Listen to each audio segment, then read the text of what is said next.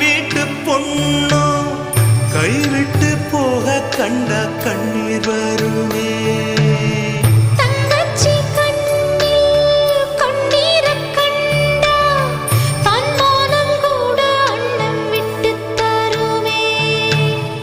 பந்தத்தை மீறி போக சக்தி இல்லையே, பாசத்தை பங்கு போட பட்டா இல்லையே, இருக்கு இழகி போச்சு வெட்டு பாறையே.